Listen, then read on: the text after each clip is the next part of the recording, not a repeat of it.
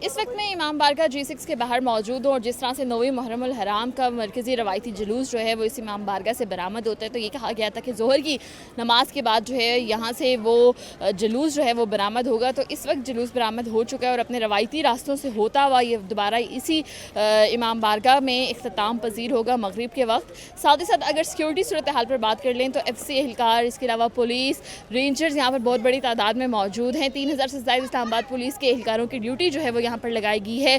हम देख रहे हैं कि SSP, IG इस्लामाबाद और दीगर जो हाई ऑफिशल्स हैं इस्लामाबाद पुलिस के, वो भी यहाँ पर वक्तन बवक्तन जो है वो चक्कर लगाते हुए दिखाई दे रहे हैं। पूरे जुलूस की जो निगरानी है, फ़िज़ाई निगरानी भी की जा रही है। किसी भी किस्म के प्राइवेट ड्रोन को उड़ाने की इजाज़त नहीं दी गई है। ख़वातीन के लिए एक अलग रास्ता बनाया गया है, मर्द हज़रात के लिए अलग रास्ता बनाया गया है। बड़ी तादाद में शुरका यहाँ पर मौजूद हैं। जुलूस के रास्ते में जो है वो मुख्तलिफ सबीलें लगाई गई हैं, न्याज दी जा रही है, नज़र न्याज की जा रही है।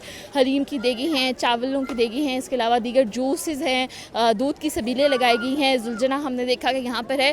डिफरेंट चीज़ें जो हैं वो हमने इस पूरे जुलूस के रास्ते में देखी हैं। इसके अलावा अगर सिक्योरिटी सूरत हाल पर बात की जाए तो बहुत सख्त सिक्योरिटी रखी गई है। तमाम रास्तों को बंद किया गया है। सिर्फ एक रास्ता ब्लू एरिया का दिया गया है जहाँ पर गाड़ियों को पार करके पैदल शुरका जो हैं वो जुलूस तक जा सकते हैं। साथ ही साथ अगर बात कर लें कि हमेशा हमने देखा कि मोबाइल नेट सर्विस जो होती थी वो बंद होती थी। इस दफ़ा एक अच्छा इक़दाम ये देखने में आया कि मोबाइल सर्विस भी ऑन है, इंटरनेट भी ऑन है। साथ ही साथ जो है रास्तों की अगर बात की जाए तो रास्ते जो हैं वो तकरीबन यहाँ सारे बंद किए गए हैं। सिर्फ और सिर्फ जो है एक रास्ता ओपन रखा गया है जो इस्लामाबाद ब्लू एरिया से जो शाजी रेस्टोरेंट है वहाँ पर पार्किंग दी गई और उसके बाद आगे शुरुका को कहा गया कि वो पैदल जुलूस के रास्ते में जाएंगे। तो ये सूरत हाल है। अभी बहुत शदीद गर्मी है, इसके बावजूद बहुत बड़ी तादाद में शुरका जो है यहाँ पर आते हुए दिखाई दे रहे हैं। अज़ादार यहाँ पर आते हुए दिखाई दे रहे हैं और इस वक्त जो है सिक्योरिटी की बात अगर स्पेशली हम करें तो बहुत बेहतरीन सिक्योरिटी दिखाई दे रही है। खारदार तारे लगाई हुई हैं, प्रॉपर चेकिंग की जा रही है। ख़वातीन पुलिस एहलकार बड़ी तादाद में चेकिंग करते हुए यहाँ पे दिखाई दे रहे हैं। सूरत हाल के हवाले से अगर बात की जाए तो 3000 से ज़ायद पुलिस एहलकार इस्लामाबाद के इस वक्त यहाँ पे तैनात हैं। SSP operation, SSP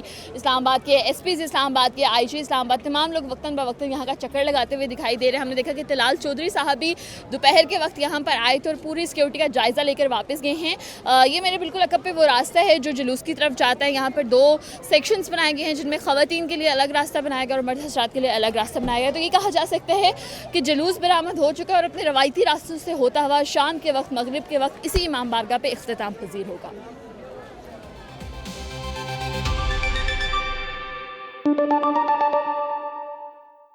A major shift is being seen within the banned Jammu Kashmir Joint Awami Action Committee as its top leadership begins to distance itself from the alliance.